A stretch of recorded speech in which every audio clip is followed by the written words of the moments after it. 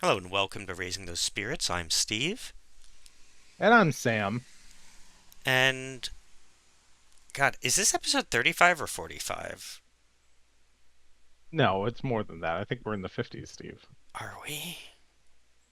Yeah. No. Yeah, because we had a 50th episode Oh, you're recently. right. So this is 55. I wrote 35.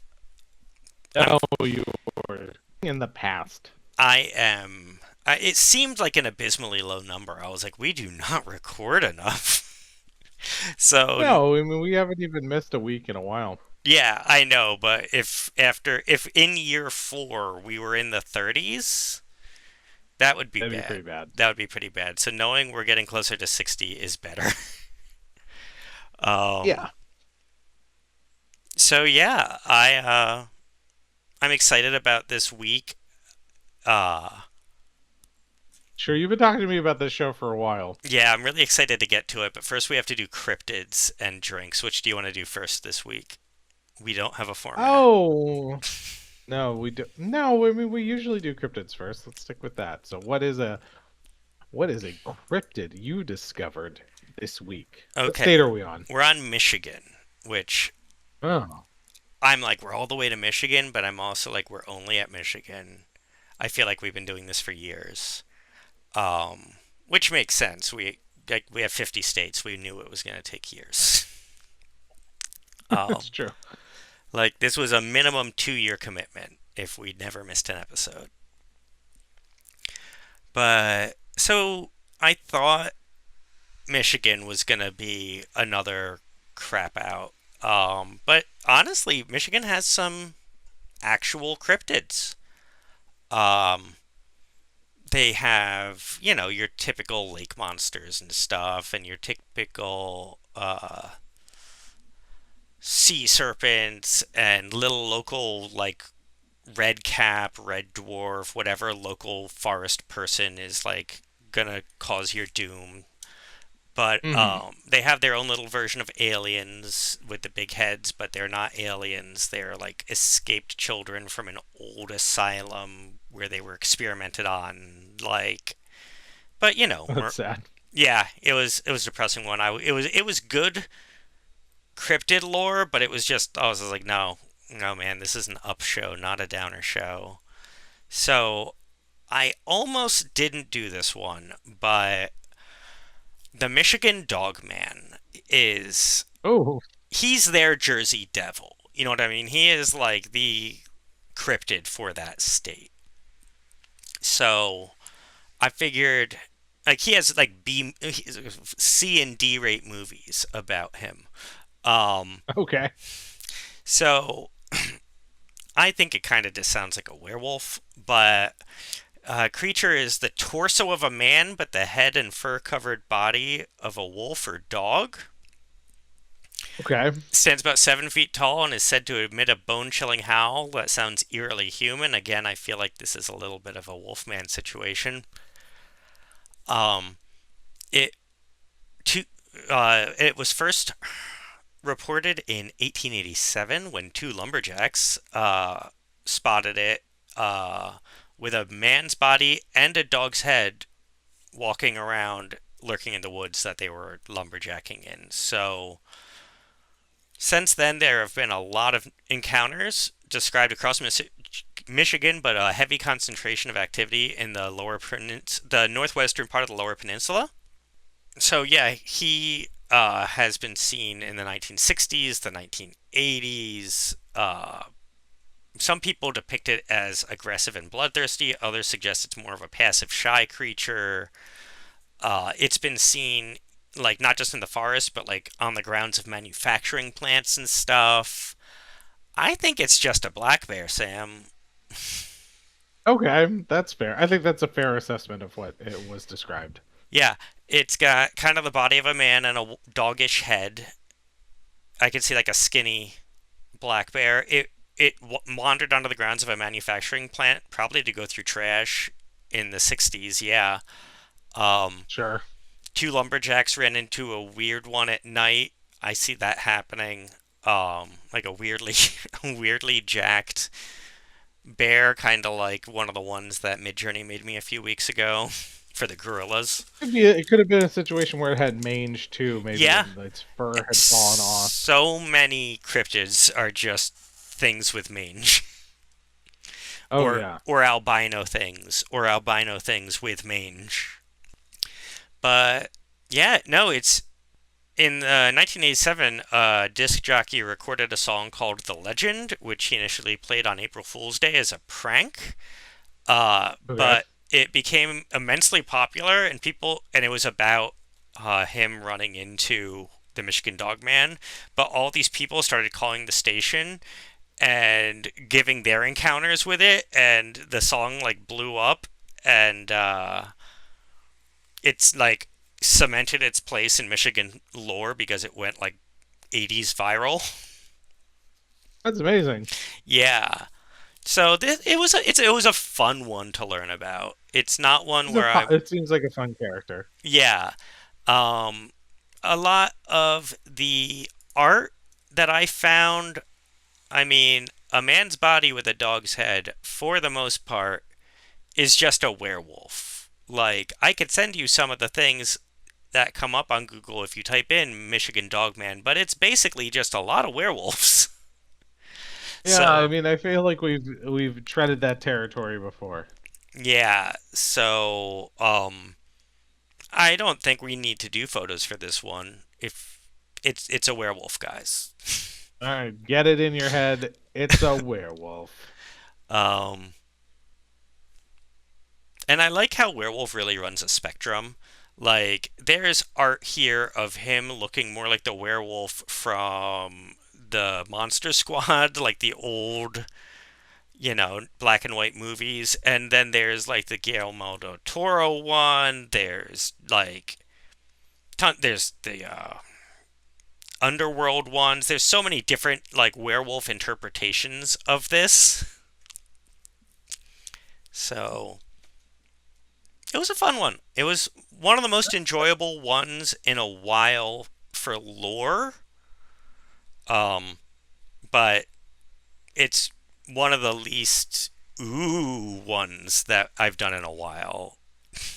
That's true. It's not. There's not a lot of mystery to a werewolf. Yeah. All right. So what are you drinking this week, Sam? Well, I couldn't. What did I end up doing? I thought the show took place in the show we're doing this week, Kipo and the Age of the Wonder Beast, takes place in a post-apocalyptic Los Angeles. So I looked up what are the most popular drinks in Los Angeles, just gave it a Google, and it came up with old fashioned, which is something that I had all the ingredients for, and it's not something I make a lot. So I went with a bourbon old fashioned, which is 1.5 ounces of bourbon, 0.75 ounces of simple syrup, 3 dashes of aromatic bitters, and garnish with a little bit of orange peel. And you do that in a rocks glass. Classic, can't go wrong. It was very enjoyable. I also did an old fashioned. Um, No, you're kidding. but You are kidding me. I did a Canadian old fashioned because it has maple Oh syrup, yeah. and maple syrup is a part of Kipo episode 3. Um, 3, 4? Did you get to the cats? Yeah, I got to the cats. Yeah, No, I watched the whole first. the whole first season? I did. Okay. Um, yeah, so I decided to do something with the maple syrup because I assumed you were going to do something with Explosion Berry, which is the soda that they all drink. Um, and I found an actual cocktail that was a berry explosion, and I was like, "Ooh, Sam will probably jump on that one. I'll go deeper into the lore." Oh, smart move. But you uh, were wrong. but anyway, it's the same amount of whiskey. Uh, Instead of simple syrup, you use maple syrup, and everything else. I like to use, instead of bitters and an orange zest, I just use orange bitters. Oh, Saves a step. I don't ever have zest. So I happen to have oranges in my fridge this week. yeah, but it is a very nice winter cocktail actually. When my wife first recommended it or requested one, I was like, really? You want me to put maple syrup in this whiskey? But I drink it a lot in the winter. So it's good that we're drinking it in July. Yeah, I mean, look, the maple syrup is a little thick in the month of July, but it's still very refreshing. No, it sounded really good. So apparently the drink to pair with Kipo in the Age of the Wonder Beasts is the old fashioned. That's Honestly, pretty funny. I I feel it. So No, I mean it worked. yeah, tell me about Kipo. Did you like it? Oh yeah, I did enjoy it. No, it was a pleasure to watch this show. So Kipo, it's a Netflix series, but because of Netflix's new pricing, if you have an advertisement tier Netflix, you can't watch it. So I had to figure out my way out around that one. I'm not going to tell you what I did. Wink, wink. But this is started in the year 2020. It is an animated series, and we follow the adventures of Kipo, who lives in a burrow beneath post-apocalyptic Los Angeles. I think it's about 200 years in the future. And she finds herself on the surface for the first time and having to find her father, who she has been separated from. And through her adventures on the surface, she meets um, two human friends, Wolf and Benson. She meets two mutie. Do they call them mutes? Mute friends. One of them is they are mutants. One of them is a. I want to say he is a grasshopper. What would you say Dave is? Dave, Yeah. I don't I think he's supposed to be like a mutation of a bug because he does a bunch of different bug things. So Dave Right. is immortal or effectively immortal, and every time you kill him or he gets too stressed or whatever, he just go. He's kind of like a bug phoenix where he has like a larval stage, a pupal stage. Like Yeah. So yeah so he'll age stage and then die and then which come right back as a baby. yeah, which can be inconvenient. Like it's convenient that you're immortal, but it's also like he can't control when it's gonna happen. So it's because he has like a super strong form that can fly, but he can't choose when he has that, so it's rarely ever useful. Yeah, I like Dave. And the last member of our little crew is Mandu, who is like a four-eyed mutant pig. So another addition to the pig sidekicks that we've seen pop up on this series. Because we also had a pig in Gravity Falls. Yes. So they are traversing post-apocalyptic Los Angeles, which is inhabited by all sorts of anthropomorphic creatures that live in different little communities. And see, I think each episode they end up visiting a different community of these anthropomorphic creatures as they're on their way looking for Kipo's dad. And they all become best friends. So what a delightful show. I absolutely enjoyed it. Yeah, season. Okay, so Kipo is great because season one is just a fun show. It's a fun first season. Season two is incredibly. It's just amazing. It's the best season. Uh, it's just so cool. But season one's a fun little romp where you learn about the world, but then it's one of those shows where I don't love season three. Where season three is very good. It's just like Hamilton Act Two, where you're like, oh, where'd the fun stuff go? This is kind of depressing.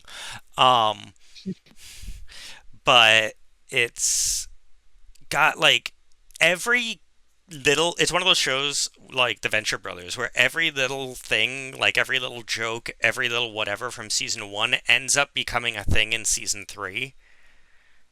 Like the Oh, okay. The So amount of they do a lot of world building. yeah, they do a lot of world building. This was actually so this was based on a web comic that Okay. DreamWorks bought the rights to, and they wanted to make a movie. They were gonna just do a feature film, and then they were kind of like, no, we need to make this into a show because this has so much potential for world building, and that's how we got 3 seasons of it. Um, but yeah, Yeah, amazing to go from being a comic to a multi-season television show. I and wonder, I don't know if that's happened really before. it wasn't even I don't know of a any other web comics that made the jump to I think another show Strange World, maybe? maybe there was one It's but that's an app. it's rare. Um, but yeah, and it wasn't even like a long web comic. You know what I mean? Like it's not like it was one of the ones that was running for like 15 years and it finally got picked up. It was kind of a short-lived web comic. So it's very surprising that it got picked up and everything, but I'm very glad it did. Because I love Kipo. It's so good. The comedy is good. Characters are good. I mean, it's got oh god, what? Who's her dad? I just blanked on his name. Oh, Sterling K. Brown Sterling K. plays Brown. Leo Oak. But yeah, it's. I mean, we can I Oh, guess start at the beginning. But is there anything you want to talk about? I know about this show because you have been telling me about it for such a long time. I think the entire time we've been doing our show, you've talked about how I should watch the Kipo. Where did you come across it? So when it first came out, uh, well, first, so Kipo's cool because they actually created all 3 seasons of the show before the first season came out. Oh, really? Yeah, yeah, they fully committed to the entire show, and so Netflix was kind of pushing it to me pretty hard even before it came out, based on my interests. Uh, but we thought it looked terrible. The initial trailer did not make it look good. It made it look like, and I know it's a kids show, but it made it look like it's a kids show. You know what I mean? Uh, Mm-hmm. and we were just like, no, absolutely not. And it just pushed it to us and pushed it to us. And finally, my son saw it when we had Netflix and was just like, that. And my wife was just like, sure, whatever. Like if this will get you to pick something. And we all got sucked into it, and now we've watched it like 10 times. You know, what's funny is before I put this on, I was like, oh, let me see this. You know, this feels like in vein of the sort of stuff I watch with my daughter usually. And I played the trailer for it. I was like, oh, I need to watch this so I can talk about it with my friend. Will you watch this show with me? And she was like, absolutely not. I was like, really? And she said it looked too scary for her, which I thought was so funny because I don't think that there's anything in this show that really is too scary for your average elementary school student. Yeah, none of the mutes are scary. They're Yeah. like even the giant ones are like the kaiju size ones are just like corgis. Like Yeah, I don't think there's anything in this that's more scary than you would see in an episode of Gravity Falls or Owl House. So I'm surprised that my daughter wasn't didn't want to jump into it because it feels very much like the sort of thing I would recommend to her. yeah, yeah, that was one of the things I was like, I'm sure this is up your daughter's alley just based on what I know you guys watch together. And also, it's just another one of the good shows that's very inclusive, which I like to expose my kid to. So, Yeah, so yeah, and we talked a little bit that in last week's episode when we were talking about choosing this for this week. Um, it's it's a very inclusive friendly show. It's got LGBT characters. Um, and it doesn't make I mean like it doesn't call too much attention to it. It's just like these this is who these characters happen to be. And they're just living their lives and everything's normal and cool. So it's not it's got that nice thing of like it doesn't call it out, it just lets them exist. Yeah, and they actually made it more inclusive for the cartoon. The webcomic, the character Benson is a like 30 something white lumberjack, Oh, really? like hipster looking dude. Yeah, That's so wild. instead of like a Instead of a 14-year young, old black boy. Like yeah. that is I'm glad that they changed that. I feel like having them all be contemporaries helps their little crew make sense. If there was just one Yes. adult in the mix, it would seem a bit odd. Yeah. Yeah, I mean, I haven't read the webcomic. It's hard to find. I don't know if the webcomic is online anymore, and like the print of it, I don't. It's like hard to find, but it has been on my read list. But okay, so Kipo takes place in the year 2220. So sometime around the year 2020, which is right after this aired. Um, the world they predicted the world was going to end, which ironically 2020 then happened. But Ooh, close to home. yeah, but in this one somehow all the animals started mutating and like into like either giants or like weird modern interpretation versions of themselves or just fully anthropomorphic. I can talk and think as well as a person, and humanity could not handle that, and everything just collapsed. And then we don't even really see that. That's just the world we live in, and we kind of learn about this as the show goes on. But one of the things I like about this show is there isn't a lot of lore. So Kipo has been living in an underground bunker, Fallout style, uh, with her family, and it was breached, and her dad threw her basically in an underground river to get her away, and now she's on the surface trying to find her way home. And so Kipo, crap, what was the initial thing I was talking about here, Sam?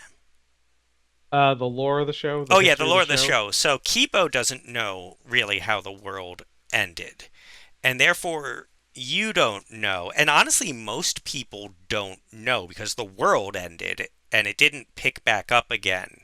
Animals control the surface now. Humans live underground in like bunkers. There's no communication. There's no kept history. So basically, we learn little scraps as the characters learn little scraps, which allows them a lot of really nice freedom when they're writing because they have no Yeah, the time. pre-established.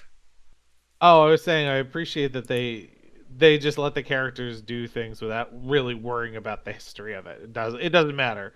These Yeah, characters are where they are now and they're going on this adventure. like you eventually start getting backstories for the surface characters, but I don't even think it's until season 3 that you get Dave and Benson's backstory.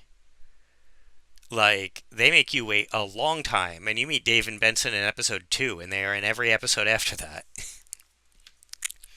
Um, Wolf, I don't think you get Wolf's backstory until season 2. Maybe even season Really? 3. I think, yeah, No, well, they gave a little bit of her backstory. At least where she was directly before she meets up with Kipo. And yeah, it seems like it was a pretty dark situation. yeah. No, you Dark. actually, like, Yeah. see the past. Like, they actually do, like, episodes where you see part of, like, part of the episode is you following Wolf's life before Kipo. And one of them is, like, how Okay. It's Dave's life because Dave's been around since the world ended 200 years ago. And you get his whole backstory and then eventually him meeting Benson and them together. But again, I think that's like end of season 2 or early season 3. They do not care about even character lore, really. They are just telling you this story. And it's a ride. So, yeah, she gets to the surface and has no surface knowledge. So, you know, poison ivy is now death ivy. If you touch it, you die immediately. Like Ooh, all that's rough. Yeah, so much stuff like that. So she runs into Mondu the pig and befriends him, but then Mondu is captured by Wolf, who is going to eat him. But Kipo is like, "That's my friend. You can't eat him."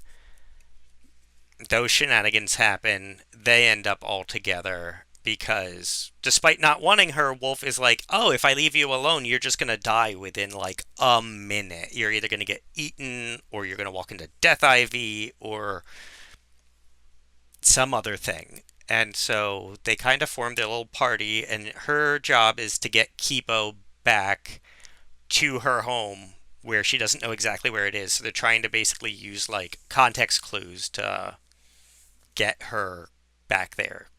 And that's where I think episode one basically ends. Yeah. Oh, and fun fact about the actress who plays Wolf, Sydney Michaela. I Uh don't huh. know. I think I'm pronouncing the last name correct. She was also on Fright Crew. Yep. She was the lead on Fright Crew, so we've seen her a little bit before. I like those little connections. Yes. Yeah, that was one of the things I was very excited about when I was watching Fright Crew. I was like, oh man, it's Wolf. Wolf's really good. She should work more. But so yeah, But I yeah, mean, and from yeah, art style I really like.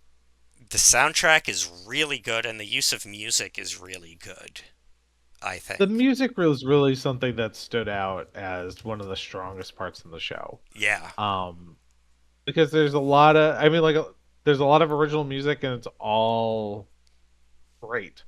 Um, it's definitely something you could end up just listening to, in the car.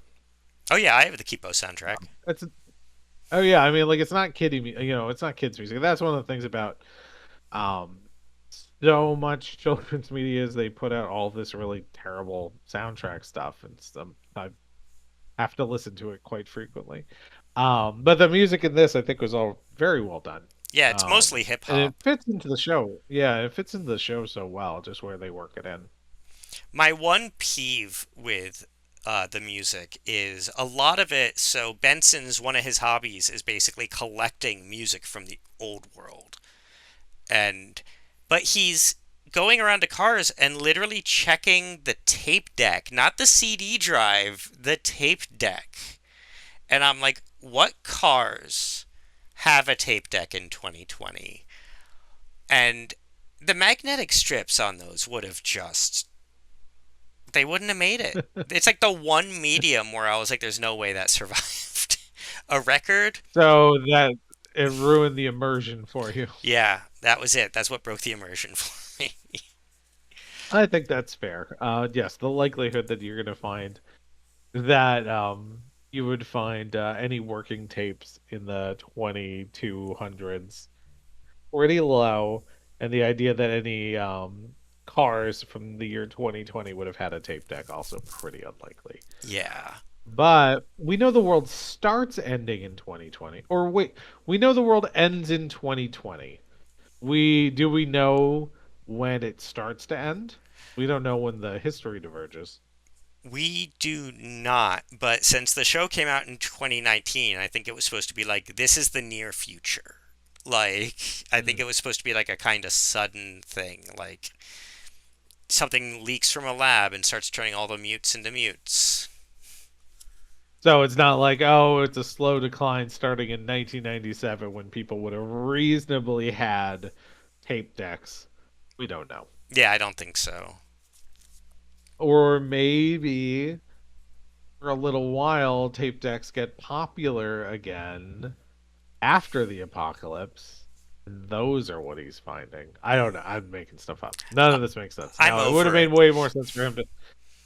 Even a Discman wouldn't have been particularly common in the year 2020. At But, that point, you're at MP3 players, and those definitely are not going to work 200 years in the future. I mean, if you got batteries. Um, Obviously, that makes the show garbage. I mean, yeah, I don't know. That's something like, because a lot of it's old school or they talk about a lot of old school hip hop, so they clearly have a lot of that. And I'm like, it would have been cool if they had vinyl or something, and that really like moved the direction, but that would be very clunky. But I could see stored correctly vinyl still working. Um, this isn't the point of this Yeah, I think podcast. no. The point of the show, we are here to talk about how the show was a lot of fun, Yeah. and it was. Not yeah, and like you're saying, this one's not spooky. It's bright. It's colorful. The animation is gorgeous. Um, it's 2D animation, which you just don't see a lot anymore. Um, Although I guess for the last like I think month we've only talked about 2D animated I was shows. just thinking that. Um, but really, like it's not as common. But I guess it's probably still digitally produced. Um, but it's beautiful 2D animation. You know, I really appreciate it. For what it is. The characters are very colorful. They're distinct. There's so many times when you get a TV show where I like, yeah, watch it, and I can't really tell the characters apart in any significant way. But like all the characters' personalities really shine through. Um, they're all really well acted, especially considering we have a pretty young cast here for the most part. Yeah, with the exception of Karen Fukuhara, I think it was mainly like a like teenage cast. And she Kipo. was born in '92. Yeah, Oh no, yeah, no, I was doing math in my head. So she was born in '92, which means 2002. she was like 25 when they Well, started filming oh, okay. because they started in 2016. Oh, wow. So it took them that. I mean, I guess that's They how made long it takes to they make an animated animated 3 series. seasons. It's amazing. 30 episodes. I mean, 30 episodes. So it's a good clip. You know, there's plenty of show here to watch. Yeah, and there are not a lot of filler in this show. Because again, No, it felt very tight. even like the kind of like monster of the week stuff in season 1, it's all there as world building, and all of that will be important later. So, it's very tight. They don't waste a lot of time. I would have enjoyed more than 30 episodes, but I mean, I also would like a sequel. So, There ain't possibility of that happening. oh yeah, yeah, there is possibility. Minor spoiler if you're interested.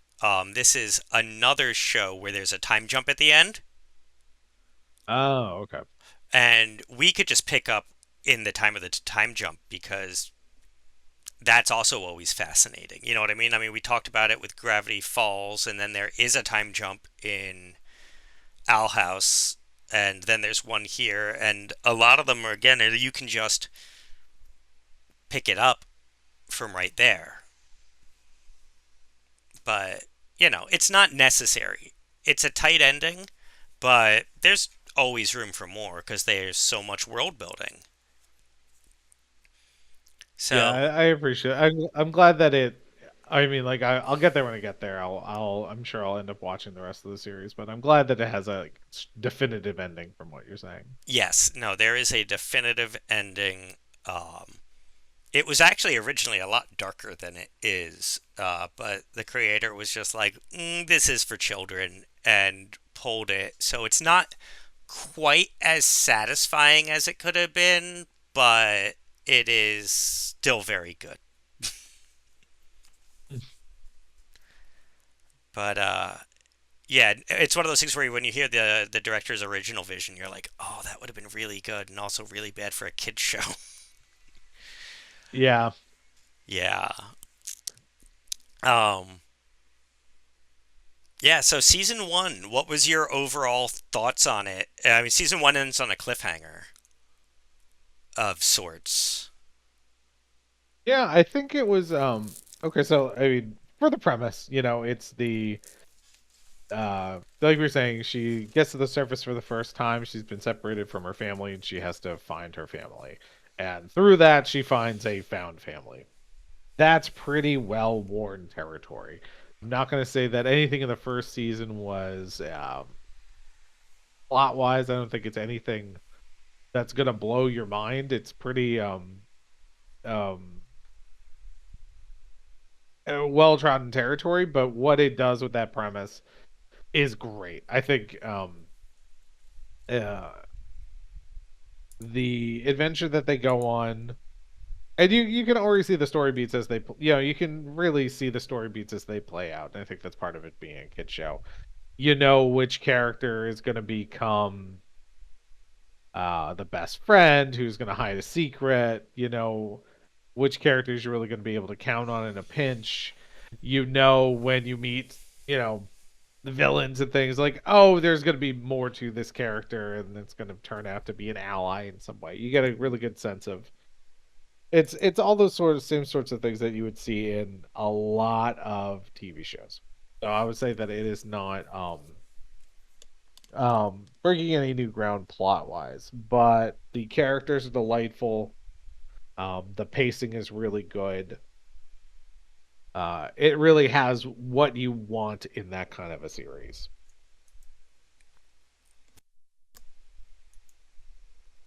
Yeah, I Um, I mean, again, as you said, there are very good episodes, but there's season one doesn't have a lot of groundbreaking episodes.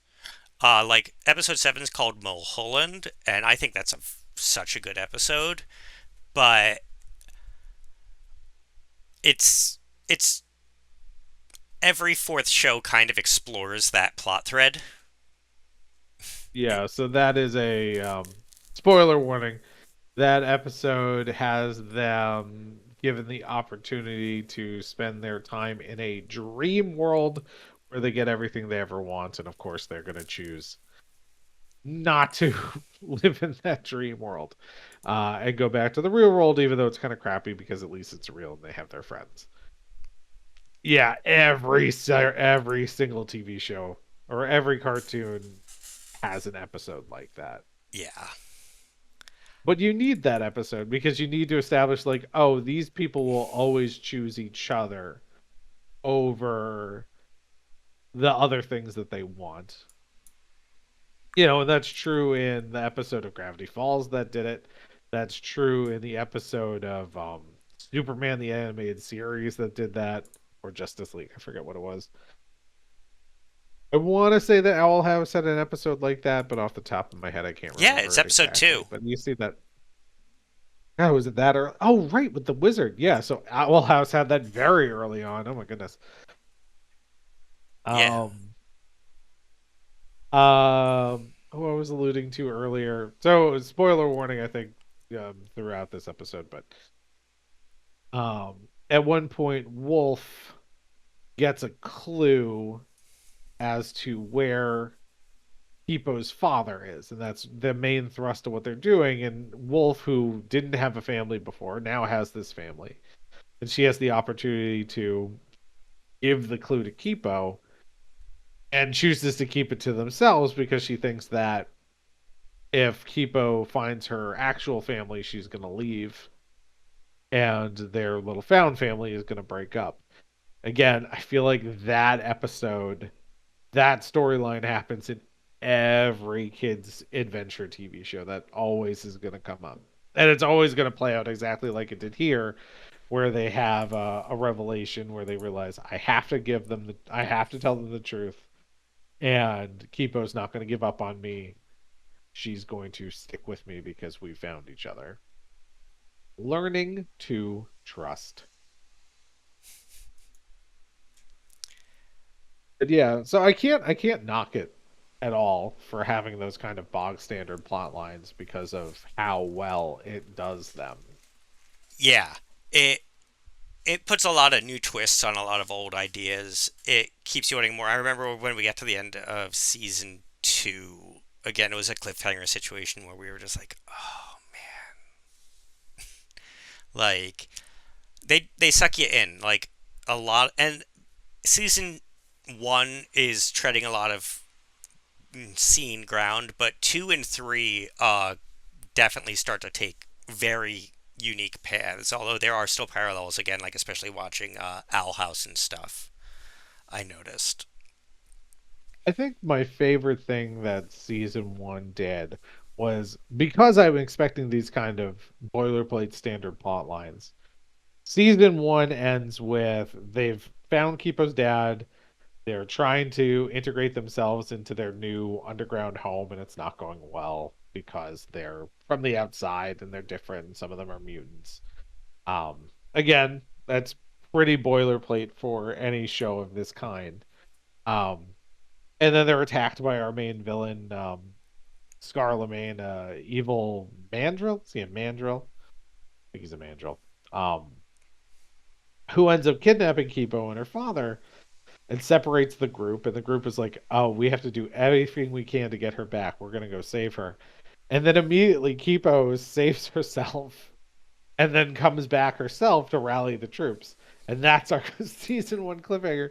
And I was like, I truly did not expect that. I expected 3 episodes at the beginning of season two where the team was going to be broken up and they had to find each other again. And I love that they didn't do that.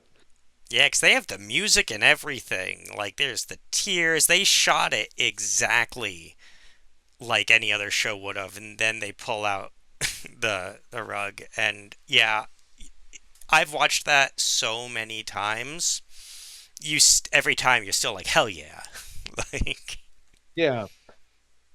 So I'm excited to see, again, expecting kind of those standard boilerplate episodes, what they do with them in season two.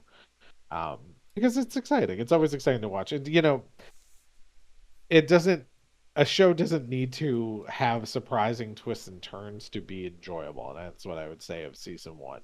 You kind of know at the beginning of season one where they will be at the end of season one. If you've watched any show like this before, but it's still enjoyable to watch them get there. it's a really scenic trip to get there. Yeah. It's a great world. You'd love to be able to go visit these people and these characters in this world because everybody for the most part everybody's